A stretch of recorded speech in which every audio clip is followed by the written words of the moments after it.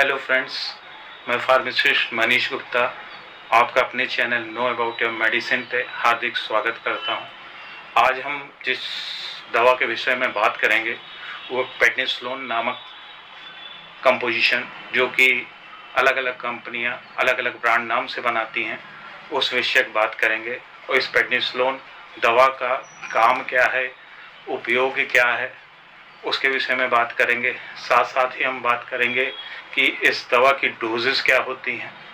फिर उसके बाद हम बात करेंगे यह दवा कैसे ली जाती है। साथ ही साथ इस विषय की भी बात करेंगे कि इस दवा के दुष्प्रभाव लोगों पर क्या पड़ते हैं। तो हम बात करते हैं प्रेडनिसोलोन टैबलेट की, जो कि एक प्रिस्क्रिप्शन बेस्ड दवा है।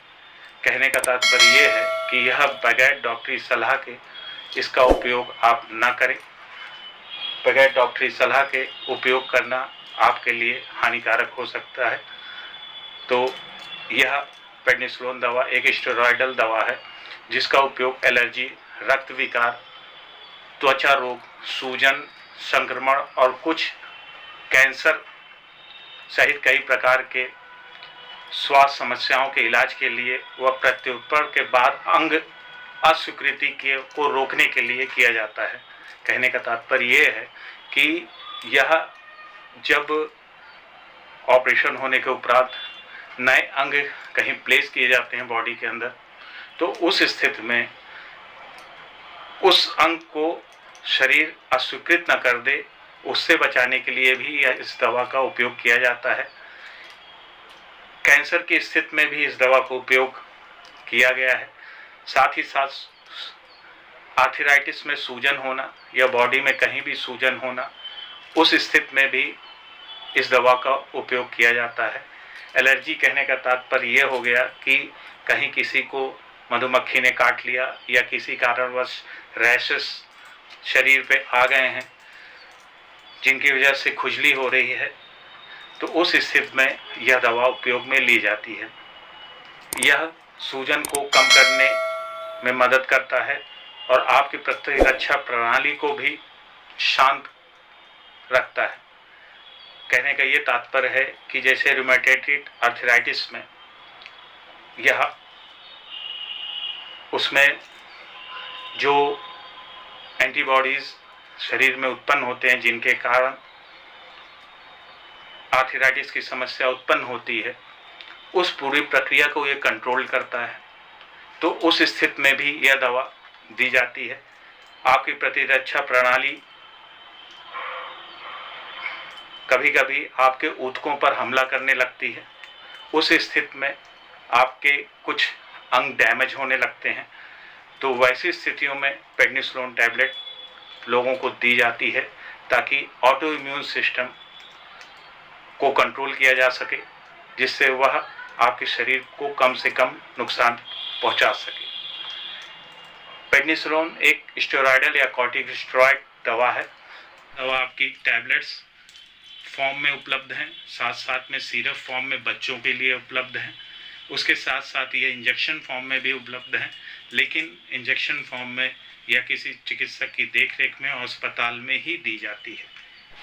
अब हम इसके कुछ महत्वपूर्ण तथ्य के विषय में बात करेंगे।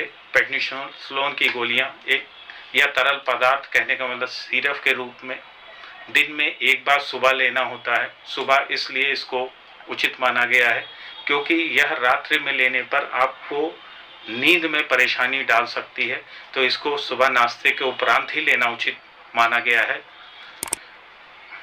नींद ना आना इसका एक दुष्प्रभाव माना गया है। अब हम बात करें इसके खुराक के विषय में, तो आपकी खुराक जो होगी वह आपके स्वास्थ्य, आपकी एज के अनुसार वेरिएट करेगी और साथ साथ में ये बच्चों में भी वेरिएशन होता है। यह चिकित्सक डिसाइड करेगा कि आपके रोग या वेट और एज के हिसाब से आपको क्या डोज उचित होगी, लेकिन इसकी खुराक सुबह नाश्ते के बाद ही निर्धारित की जाती है। अमूमन दिन में एक बार ही यह दी जाती है।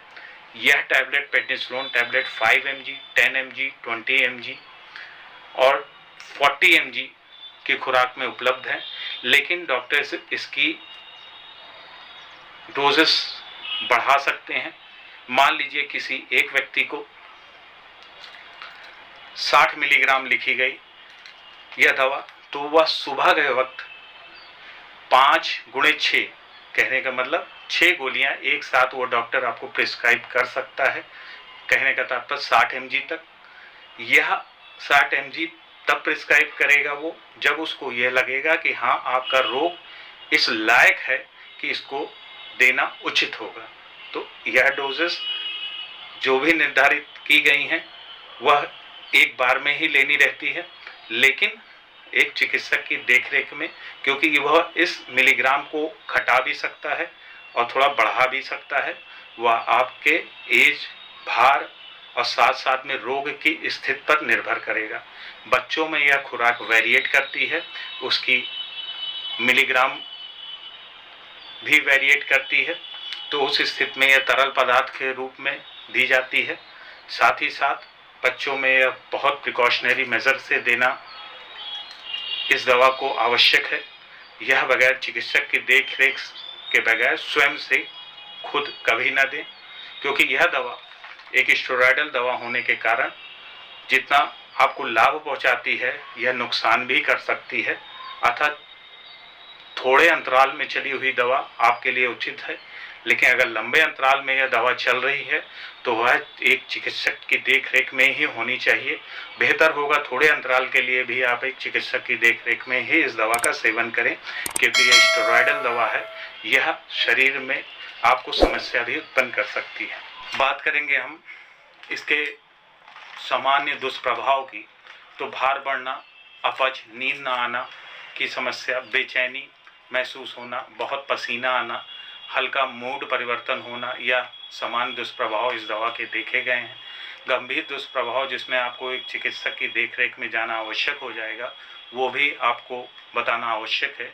तेज बुखार होना, ठंड लगना, गले में बहुत दर्द, कान या स्पाइनल में दर्द, स्पाइनल कहने का तात्पर्य रीढ़ की हड्डियों में दर्द, आपके पीछे की खांसी अधिक, लार आना या फिर लार का रंग बदलना, पेशाब करते समय दर्द बहुत ज़्यादा होना, मुंह में छाले या घाव जो ठीक नहीं हो। कहने का तात्पर्य यह है कि इस दवा को लेने के उपरांत ऐसा लगे कि कोई ऐसा घाव है जो ठीक नहीं हो रहा है, तो यह उस स्थिति को बढ़ा सकता है।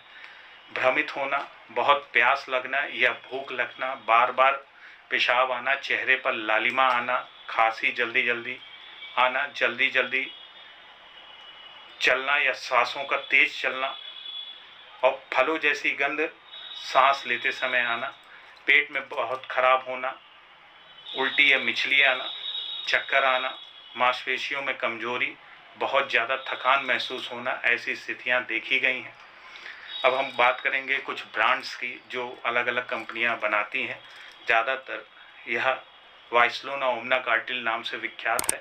अलग अलग दवाइयाँ डेल्टा कार्ट्रिल, डेल्टास्टैब, डिलाकार्ट, मिलीप्रेड, प्रीडोनोरेल, प्रीलोन नाम से अलग अलग ब्रांड मार्केट में उपलब्ध हैं, जिनका एक चिकित्सक की देखरेख में उपयोग किया जाता है। मेरे इस चैनल को लाइक और सब्सक्राइब करें और मेरे इस चैनल को शेयर भी करें, ताकि इन चीज़ों का दूसरे लोग भी लाभ उठा सकें।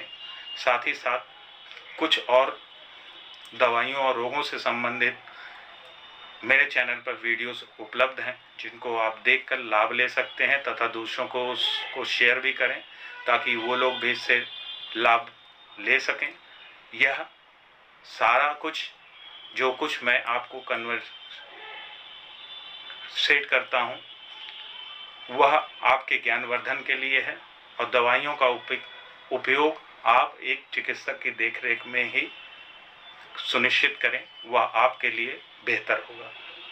आप लोगों का बहुत बहुत धन्यवाद।